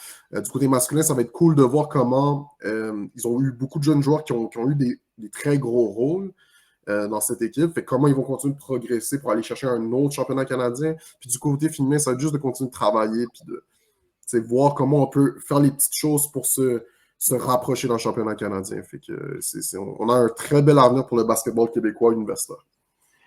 On va juste maintenant souhaiter que d'autres universités embarquent. On a quand même un petit bassin d'équipes. On a 5 équipes chez les gars, 5 chez les filles. Université de Montréal, Université de Sherbrooke, Université de Trois-Rivières. Il y a sûrement moyen d'essayer de trouver des façons d'embarquer. Je le sais qu'il y a des enjeux de trouver des plateaux pour s'entraîner, pour jouer. Mais du basket, contrairement au football puis au hockey, c'est probablement moins compliqué. Pas probablement, assurément moins compliqué de leur trouver de la place. Je le sais qu'il y a des efforts qui sont faits, mais est-ce qu'on peut trouver le moyen de faire encore mieux? Je le souhaite parce que le basket au Québec va bien quand nos gars restent ici et nos filles restent ici. On est capable de monter des très beaux programmes. Fait que, espérons que ça envoie ce message-là et que ça donne le goût à d'autres universités d'embarquer dans la vague du basket. C'est un beau sport, évidemment, mais surtout, on a le monde ici pour le faire vivre. 100%. Yes, un gros merci, Jason. Toujours apprécié tes analyses. Et puis, regarde, on va se souhaiter une autre bonne saison l'année prochaine. Et puis, d'ici là, je m'en ai dit aller voir des matchs, comme tu dis d'habitude, mais là, il n'y a plus de matchs. Il n'y en a plus, juste checker les vidéos des matchs, je sais pas, genre. Allez jouer dehors. Allez jouer dehors, en fait. Allez jouer dehors, je sais pas. Ouais. Salut. Good. Salut.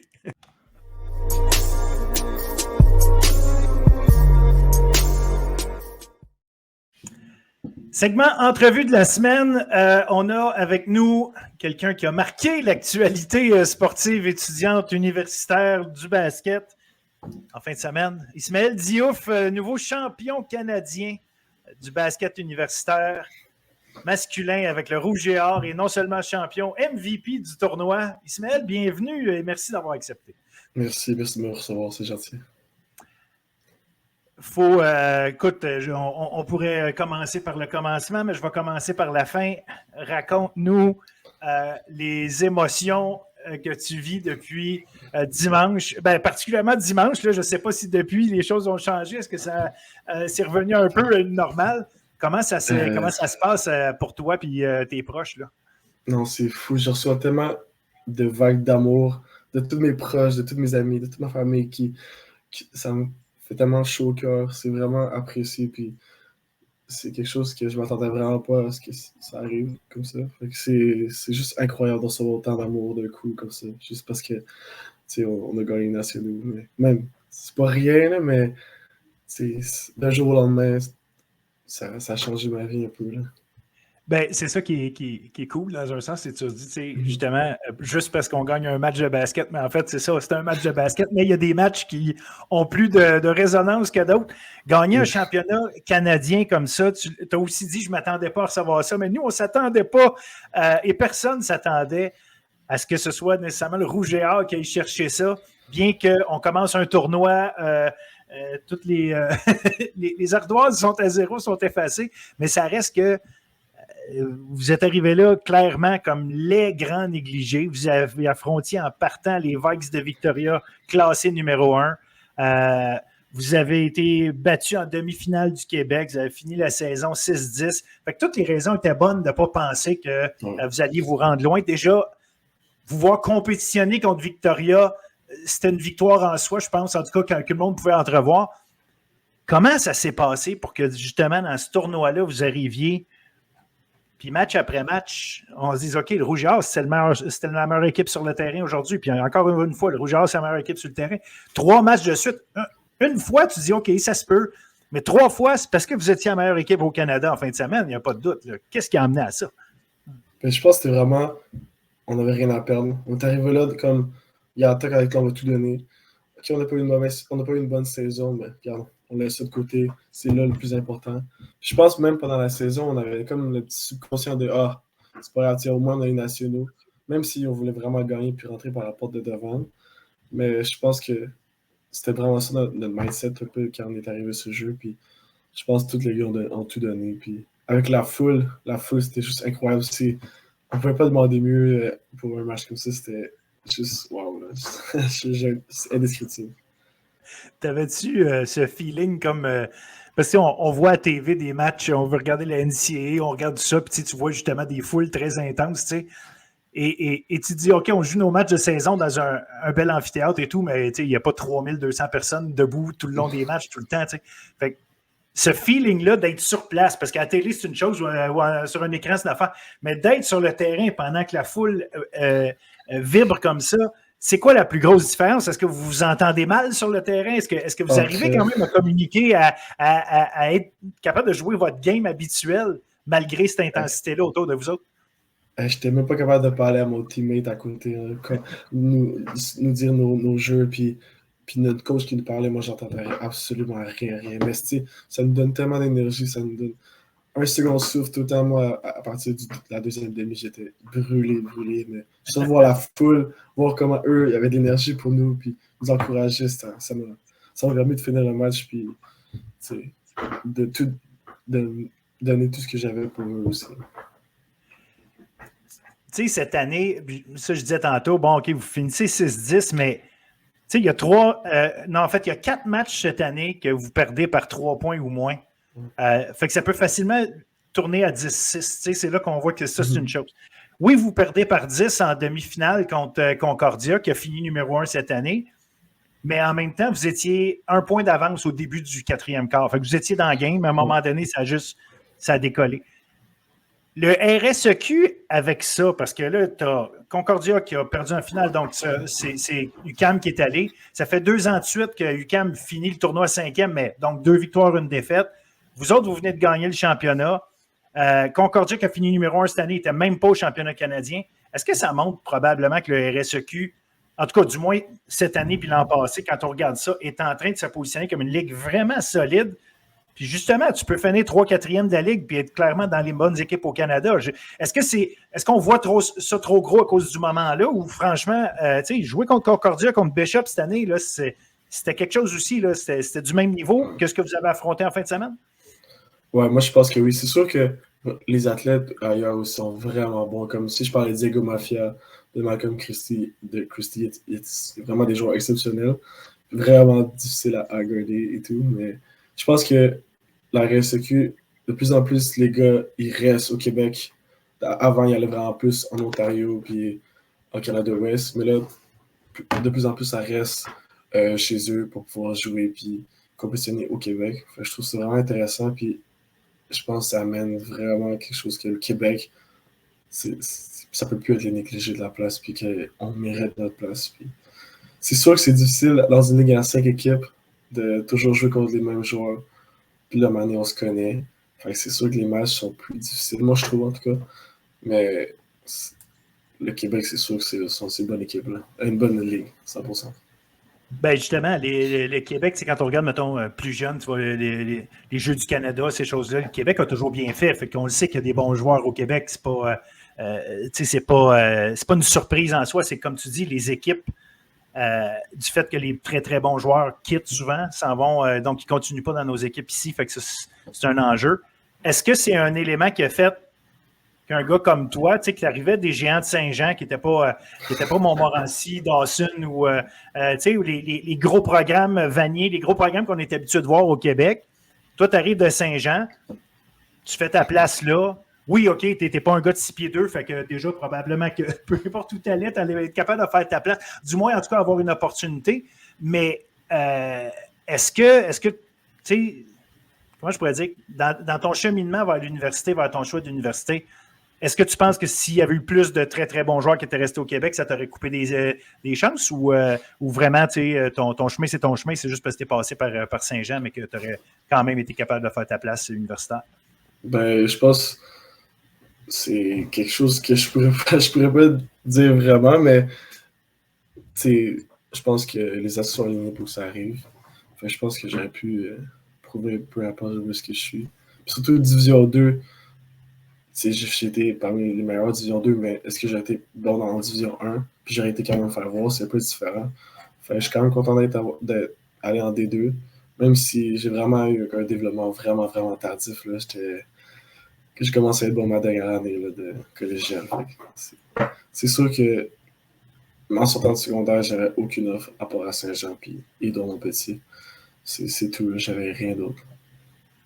C'est la preuve que justement, on est encore jeune quand on est au secondaire, au cégep, il y a encore de la place pour s'améliorer. Puis même l'année passée, regarde, tu étais une recrue, tu as été une très bonne recrue, mais il y avait encore de la place. Puis je dirais même cette année, pour avoir vu évidemment des matchs pendant la saison, tu avais ta place, tu es un bon joueur, mais on ne t'a jamais vu dominer des matchs avec autant de régularité que ce que tu as fait en fin de semaine.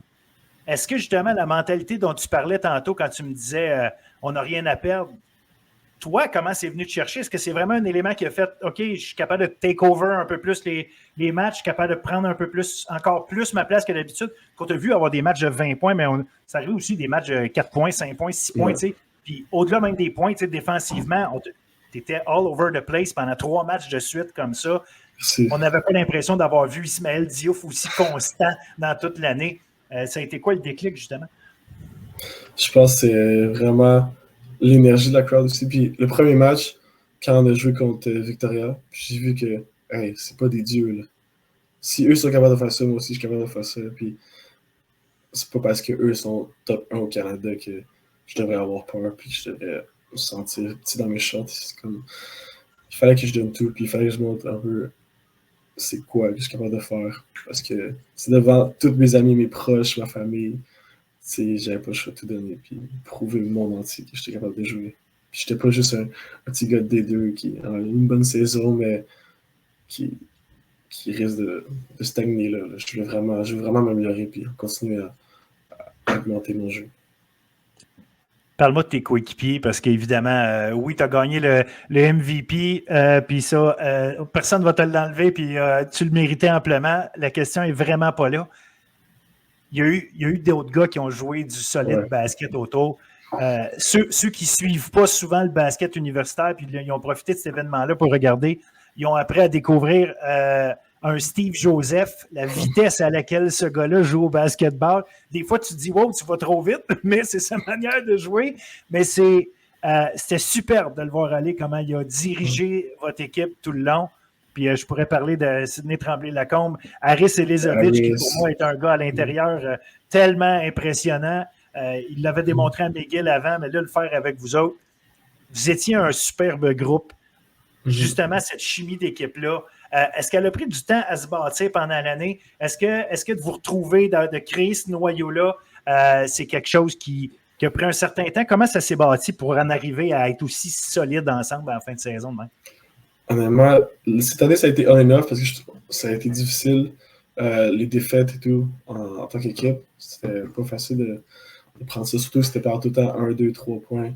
Fait que c'était difficile sur le moral puis sur comme la tête des gars. Mais non, je pense qu'on a bâti quelque chose vraiment comme les dernières semaines.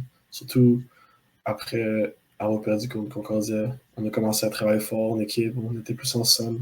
On faisait des jeux ensemble aussi aux pratiques, juste pour regrouper puis trouver une façon d'avoir une bonne chimie. Puis le premier match aussi, ça a été un déclic. Là. Juste le fait de gagner, sachant où est-ce qu'on était avant, ça a tout solidifié qu'est-ce qu'on avait déjà, puis on est devenu vraiment plus proche à ce moment-là. C'est quoi le rôle, justement, des vétérans, un gars comme Sidney, justement, que c'était fort probablement sa dernière année? C'était quoi son rôle pendant la saison? Ça reste que le gars avait été MVP de la saison l'année passée. Tu sais, c'était un gars avec un gros nom qui arrivait là. Tu te dis, OK, ça semble être le leader de l'équipe. Il y a eu un rôle, tu voyais qu'il était là, ultra important, mais j'avais l'impression que... pas qu'il ne jouait pas comme ça avant, là, mais j'avais l'impression que là, Steve prenait beaucoup de place. Harris prenait beaucoup de place. Tu prenais beaucoup de place. Et Sidney faisait sa job. Mais lui, son rôle comme vétéran, leader, c'était quoi? Ça a été quoi son impact sur votre équipe? Lui, ça a toujours été un idée positif. C'est sûr que c'est difficile de passer de MVP à OK, il y a plein de joueurs qui arrivent dans ton équipe. Puis il y a Harris qui est vraiment dominant niveau rebond offensif, puis tout, qui score des points, puis qui peut faire des games de 30 points facilement. Il y a Steve, une machine à scorer aussi. Willem, Jaden, tous les autres gars. On est rendu des gars qui scorent vraiment beaucoup. Fait juste trouver un équilibre entre les deux. Puis je pense qu'il a réussi à faire ça cette année. Vraiment ça, parce que il est tellement bon comme joueur. Puis il a réussi à trouver le sweet spot où il pouvait se trouver. Puis quand même, il pouvait aider l'équipe. Puis Nathan Grant, votre coach, tu parlais tantôt, pendant la saison, c'est pas grave, on a les nationaux, c'est pas grave, on a les nationaux. Lui-même a dit, je me fous de la bannière RSEQ, c'était le national. C'est correct de le dire qu'une fois que tu l'as gagné, ça sonne bien, ça tombe bien, c'est vrai. Mais est-ce que vous sentiez une pression? Est-ce que Nathan a géré une pression que vous aviez toute l'année? Parce que, par défaut, vous ne vouliez pas être l'équipe poche qui rentre qui rentre au championnat national. Ceux qui s'en viennent là, c'est correct qu'on vous accueille, mais on va manger une volée en partant et on s'en va. Tu ne veux pas ça. Bien, visiblement, vous ne l'avez pas fait, mais cette pression-là d'être le représentant par défaut, est-ce que vous la sentiez pendant l'année et quel impact ça a eu peut-être sur vos résultats? Je ne sais pas pour les autres gars, mais moi, j'ai senti quand même une pression. J'avais peur justement de rentrer puis de me faire éclater par Victoria. Ça, c'était ma plus grande crainte. Là. Rentrer, on a perdu une demi-finale, puis on est juste comme on est un intrus. Même jusqu'au début, quand on faisait le gala, tout le monde, on s'en parlait un peu au gars, puis on se sentait un peu intrus dans la salle, puis on ne savait pas un peu trop qu'est-ce qu'on faisait ici, mais je pense qu'on a réussi à prouver qu'on était capable. Ah, je pense que oui. Tu parlais tantôt, tu dis OK, puis je vais revenir un petit peu sur le passé, puis toi, comme joueur de basket, tu dis, moi, au secondaire, j'étais loin d'être une star, j'ai à peine été recruté, bon, il y avait Saint-Jean puis Édouard Montpetit. Est-ce que tu as toujours joué au basket pareil ou est-ce que c'était toujours ça faisait partie de ta vie ou puis qu'est-ce qui a déclenché? Puis bon, tu es très grand, fait que est-ce que tu as grandi très vite puis c'était ça qui rendait difficile parce que veux pas, on n'est pas nécessairement très coordonné quand on grandit trop vite, quand on est jeune. Et ça, que tu passes de 5 pieds 2 à 5 pieds 9 ou de 5 et 10 à 6 pieds 6, le boost de grandeur, il est pour quelque chose. C'était tout ça pour toi ou comment ça s'est passé justement ton basket? Parce que si tu as continué malgré le fait que tu ne te trouvais pas excellent, c'est parce que tu aimais ça. Mm-hmm. Ouais, ben, j'ai commencé à jouer à 6 ans à l'école primaire. On y avait une académie à Saint-Jean, c'est à l'école 80. Puis là, j'ai joué toute mon primaire depuis la première année. C'est mon père qui me coachait, qui était là, qui coachait tous les matchs, puis les pratiques. Ensuite, je suis allé là, on avait gagné vraiment beaucoup de choses. On avait vraiment tout raclé quand on était plus jeunes. Ensuite, secondaire, je me suis promené un peu d'équipe. Les équipes civiles à Saint-Jean, j'ai été à mon premier secondaire. C'était 0 un sport-études. C'était une école vraiment juste pour académique. Je pensais juste aller à l'académique puis jouer un peu au basket si ça donnait. Après ça, j'ai fini dans secondaire 5 en tournoi 3. Là, j'étais capable de jouer, mais je n'étais pas excellent. Je jouais pas beaucoup. Après ça, Jonathan Bisson m'a recruté à Saint-Jean. Mais même avant ça, quand j'étais en secondaire 4, il me faisait des pratiques, puis on se parlait, puis il me donnait des conseils, même si j'étais comme en secondaire 4 avant. Puis depuis que je suis arrivé collégial, en première année, ça s'est pas très bien passé. Là. J'avais comme 4 points par match. Puis j'étais un grand flamou qui n'était pas tant coordonné, mais qui savait jouer, qui avait vraiment une bonne touche de ballon, mais il n'avait pas nécessairement comme beaucoup, beaucoup de talent. Là. J'étais vraiment, comme on dit, raw quand j'ai commencé. Après ça, il y a eu l'année COVID. Là, j'ai travaillé vraiment beaucoup sur mon jeu, sur mes capacités athlétiques. Je m'entraînais. J'allais shooter dans ce... Même s'il faisait -1 pendant le COVID, devant chez moi, j'allais shooter. Puis après ça, ma dernière année collégiale, là, je pense à décliquer. En pré-saison, on jouait contre une division 1, puis on a gagné le match. J'ai fait 20 points, puis là, je me suis dit, hey, je suis capable de faire ça. Comme, là, c'est un autre niveau. Là. Un division 2 qui bat division 1. Puis moi qui sais voir comme ça, je me suis dit, hey, c'est parti, la saison est bien se passer. Ensuite, la saison s'est vraiment passée. On a gagné tous nos matchs en pour 1 contre Huntsic. J'ai fini avec 20 points par match dans ma saison. Et on a gagné la saison régulière, les provinciaux, puis les régionaux. On a tout raclé aussi. Puis j'ai gagné le MVP du tournoi aussi, Division 2, des provinciaux. Puis après ça, j'ai eu beaucoup d'offres de l'université, en fait, tout ceux du Québec. Puis j'ai choisi d'aller à Laval pour jouer au basket. T'avais-tu des opportunités pour aller jouer ailleurs qu'au Québec? Ouais, ben j'avais aussi Brandon University à Manitoba. J'avais quelques je discutais un peu des fois avec des coachs en Ontario. Mais tu sais, je sors du D2. J'étais comme, c'est un joueur de D2. T'avais pas les mêmes références si on veut que quelqu'un qui avait fait les mêmes choses en D1. Ouais. Évidemment, à ce moment-là, ça attire plus. Qu'est-ce qui t'a fait choisir Laval? Est-ce que si tout le monde est venu te parler, c'est quoi qui a été la différence, là, le game changer qui a décidé, OK, c'est Laval, si tu des histoires académiques ou c'est vraiment dans le sens où c'est ton programme dans lequel tu voulais étudier ou c'est tout simplement une question de basket où est-ce que tu te sentais mieux? J'ai beaucoup pris en considération l'école. Je savais que Bishop puis UQAM, je pense que c'était pas mon programme. Puis ensuite, je suis allé avec qu'est-ce que je ressentais du coach, puis lui, qu'est-ce qu'il me voyait de moi. Il me voyait comme si ma première année, je pourrais aller sur le starting five, puis je pourrais prendre ma place, puis je pourrais me développer, puis aller où est-ce que je voulais aller. Donc c'est pour ça un peu qu'il me voyait en grand, c'est pour ça que j'ai choisi Laval. Puis visiblement, il a eu raison parce que tu en as donné en masse. Et là, bien évidemment, Canadien, fait que là, tu peux te reposer, finir ta session, étudier comme il faut, faire tes examens.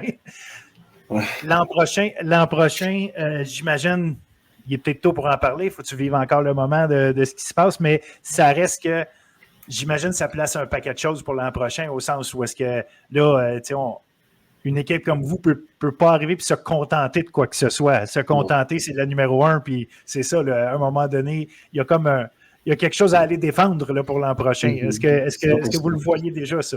Ouais, moi je veux de suite, j'ai trop de suite, je peux pas arrêter. Là. Moi, je veux gagner, j'ai toujours été compétitif.